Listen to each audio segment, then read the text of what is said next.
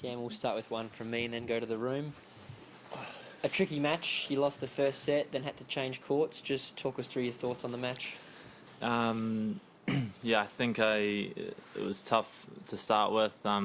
It's pretty lively out there, and yeah, it was tough to return a serve. And honestly, I started worst level, and it was some awful stuff, and basically donated him 2 breaks, and then it was a set down, and it didn't do much right in the second set either. So yeah, it wasn't easy, but then I managed to play some decent tennis at the end of the second set, and then yeah, going indoors was great for both of us, and it was a completely different match after we went indoors, and actually found some great level, and really enjoyed the match after that. It was great stuff. Question in the room, Mark? You hadn't made a round of 32 at a Grand Slam until last year's US Open. You've done it again now. I imagine these are the moments that get you through, well, they're driving you through those tougher times when the wins are harder to come by.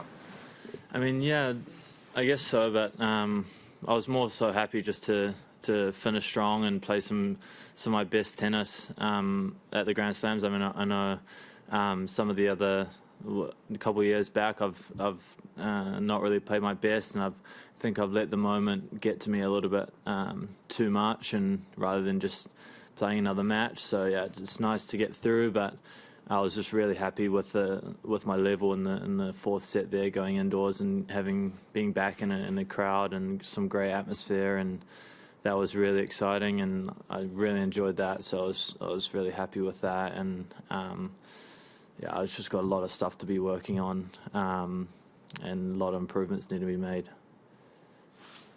What are your thoughts on Rafa now? It's going to be an unbelievable experience, and I think I just have to go after it and yeah, enjoy every minute against him. And he's such a legend of the game. But on Saturday night, just another player, and he's a human being. So just go out there and give it to him and see what happens, and yeah, try to enjoy it as much as I can and show him what I got. Any more in the room, guys? Okay, we'll move online. Simon from The Telegraph, your question, please. Yeah, hi Cam. I remember a couple of years ago you played Fucsovics at Monte Carlo, and I was saying that you kind of done a bit of a Rafa on him because you beat up his backhand, and you were like, "I'll take that." So I was going to say, like, I mean, have you watched him ever as someone to learn from in that kind of tactical way? What was the question? Learn from Fucsovics. No, learn from Rafa. I was thinking of the match when I remember you were using a kind of high forehand attack on the backhand, which was a bit Rafa-esque, and we talked about that a bit afterwards. I think just any lefty in general uses that forehand a lot, and with the slider wide especially as well. But I mean, I think my game is very different to his, but yeah, definitely there's some same elements, and both being lefty, and both hit the forehand cross pretty well. Michael from the Daily Mail, next question, please. Hi, Cam. I was just wondering, who have you... I've seen your coach with you here. Is that the only person with you, or do you have anyone else? And I was wondering, kind of when you arrived into Melbourne, did you look a bit enviously at players who were up in Adelaide for that period? No, yeah, it's just with Faku here. I didn't want to. I was thinking about bringing my physio, and I didn't want to have him in the hole for 2 weeks, and it would have been tough for him. But no, I kept it simple and just brought Faku, and yeah, what happened in Adelaide? It's always the same stuff with always the top guys getting the better courts and the better privileges, but I mean, they bring the money to the sport, so it is what it is, and yeah. Okay, Rob with The Sun, your question.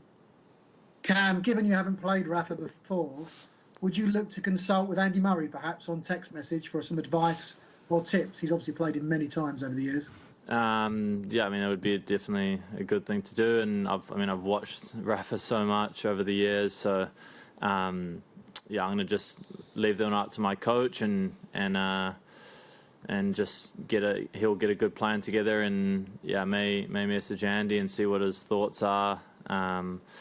We play pretty different, being lefty, but he's definitely got some good tips in there, and I think he's obviously not really got many weaknesses, so I'm just going to have to do what I do as well as I can and implement my game and try to play the points on my terms. And otherwise, if he's the one dictating, it's going to be tough, and I'm going to be running around a lot, and it's not going to be easy.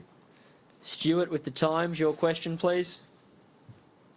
Cam, not only is this the first time you played Rafa, but it's the first time you played a member of the Big Three. I just wondered, obviously these guys have been around for years, since you were probably about 10. Was this a sort of bucket list item for you growing up, sort of getting the chance to test yourself against one of them? I think, it's unbelievable, and I never thought I would play against them. I was kind of watching them and when I was young and thinking it would be cool to play against one of them, but I thought it was never going to happen. So it's going to be unbelievable, and really looking forward to it. And it's going to be amazing. But at the end of the day, it's just another tennis match, and can enjoy it afterwards, and go out there and do what I can, and see what he's got. Okay, Paul with the Independent. Hi, Cam. You mentioned just now that there have been times in the past when you suffered nerves a bit at the Grand Slams. I wonder, what do you do now to try and avoid that happening? I think, every tennis player gets nervous. I think just it's the way to manage it. And I think in the past, I think I let the occasion get the better of me. But I think today was a prime example. I started the first two sets. I was playing absolutely awful level and couldn't do much right. I was not really approaching well and missing some easy volleys and not really going after my serve. So I think for me to turn it around and play that level like I did in the fourth set and kind of reset and do that was big for me. And on a day that I wasn't feeling as comfortable as I would like to be, and I think it's just how I managed it. And I think I'm just trying to build on my experiences, and I've only been on the tour 3 or 4 years now, so it's all pretty new to me still, and just trying to build from there. And I think today was a good example of that, and I used my experience more than Romain has. It's one of his first Grand Slams. Obviously, he's a great player, and he's going to have a good career. But I think that was a big factor today. Okay, Willie with ESPN, last question. What is it that you admire most about Rafa?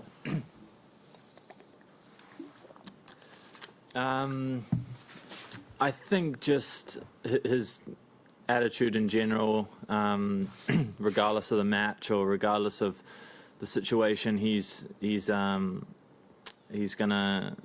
I don't know, he's even if he's a huge favourite, he's always going to make sure and take care of his opponents. And I think he's just an unbelievable competitor, and I think he would be successful in anything he does. And obviously, very talented tennis player too. But I think his general mindset and his competitiveness is, probably the best in the world.